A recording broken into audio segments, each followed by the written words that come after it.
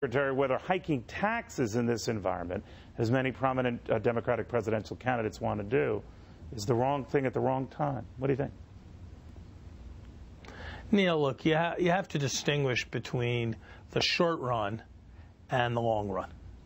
In the long run, we're pursuing an unsustainable fiscal course in this country. We made a set of policy changes in 2001 to fail to control domestic spending, to launch new entitlements with the Medicare prescription drugs, to have a major defense escalation to finance the war in Iraq, and at the same time to very substantially cut taxes. And so we took a country that was on a sustainable path, that was living within its means, and we put the government in a situation where it wasn't doing that anymore. Well, we had a recession. We had a recession. We had 9/11. We did have some aberrant events. No, right. We did. Right. It was the right thing to do in 2001 and 2002 to stimulate the economy and pull us out of the recession. But as I urged at the time, as the Democrats in the Congress urged at the time, the right way to do it was to do it on a temporary basis, not a permanent basis, and to provide the tax relief where it would be spent and make a difference in the economy to middle-income families. But we know the tax. But wait a minute, Senator. We know the tax cuts. We know the tax cuts will create a lot of revenue, right? No, we don't know that. We don't know that at all, and there's no scientific basis. Well, sure there's. These deficits are going. No, wait. Now, this isn't a Republican-Democratic thing, sir. The deficits have improved. They're still substantial. You're absolutely right. But you can argue that the cut in taxes provided revenues. You're quite right to cite excessive government spending, of which Republicans and Democrats are both guilty. But I mean, the tax cuts themselves are not the problem. Neil, you can argue that the moon's made of green cheese. You can argue anything. But there is no serious argument that is put forward by responsible economists to suggest that the increase in tax revenues is the result of the tax cuts. Yes, it is true. So all the tax revenues have increased. No. All the serious economists that are saying that are not serious? All the serious economists are saying these tax cuts created revenues for the government. And Alan Greenspan himself, in his book, he said they created revenues, but that spending was the problem. He's wrong, too?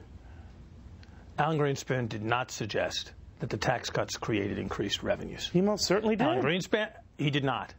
He did not, Neil. And if you read his book carefully, you will see that. He was for creating the revenues and the impetus that came out of those tax cuts. Where he faulted Congress, whereas your fault in Congress, is on spending. And you're quite right. Spending is the bugaboo, right? I don't know where to start making this argument with you, Neil. If you listen to economists like Martin Feldstein, if you listen to economists like Greg Mankiw, who served on President Bush's Council of Economic Advisors, if you look at economists like Douglas Holtz-Eakin, who advises John McCain and who served in the Bush administration, if you listen to Chairman Greenspan, responsible Republican economists, like Democrats, share the view that tax cuts cost the government revenue. Let's leave this debate. Let's leave this debate because we don't have much time. Many of them believe. We can debate this. I want to ask you this now. If you argue that that was a mistake, that it should have been a short-term type of a stimulus, then in this environment now where all the prominent Democratic presidential candidates want to raise taxes, is this the time to do that? The proposals with which I'm familiar are carefully crafted to be oriented to the long run, when we simply have no choice but to make fiscal adjustments if our borrowing is to be on a sustainable basis. So you're for with respect to the short run, particularly if the economy turns down, that would not be the right moment to seek to increase taxes. But I'm not aware of anyone who is proposing that we raise taxes into a recession. What the candidates are doing is taking a responsible long-term view of our fiscal situation, something that I think, frankly, is rather overdue. But they're not even long-term, Secretary. I mean, Hillary Clinton has said the first thing she would do is raise taxes in the upper income because she says they have had the benefits of this economic boom, and they should share in the consequences and the costs. So her step, she mentions nothing about a recession. She just says as soon as she gets in, taxes are going up on the upper income. Well, I think she, I think I'm familiar with what Mrs. Clinton has said, and frankly, I don't think you're describing it accurately. What Mrs. Do you Clinton think she's going to wait for the tax hike for the upper income? What Mrs. Clinton has said is that we need a different and more responsible fiscal approach in this country. That approach involves a number of elements. Right. It does involve revisiting tax cuts to those who have been most fortunate even without the tax cuts. But it also involves focused spending on key priorities like health care.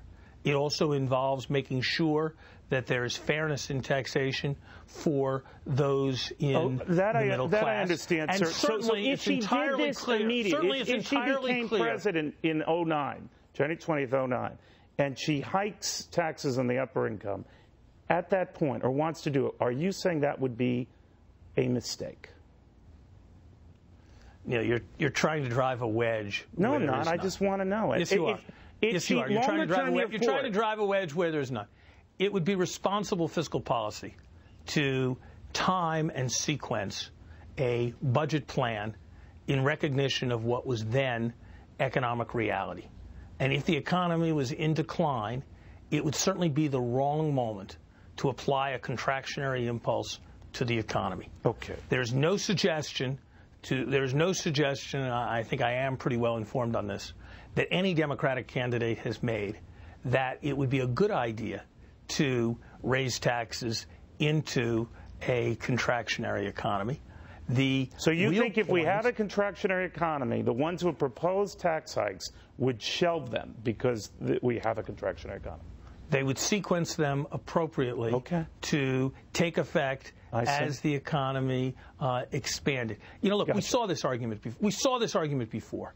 In 1993, every one of the experts you cite as believing the tax cuts raise revenue and believing other such propositions predicted with absolute confidence that President Clinton's policies would lead to a recession.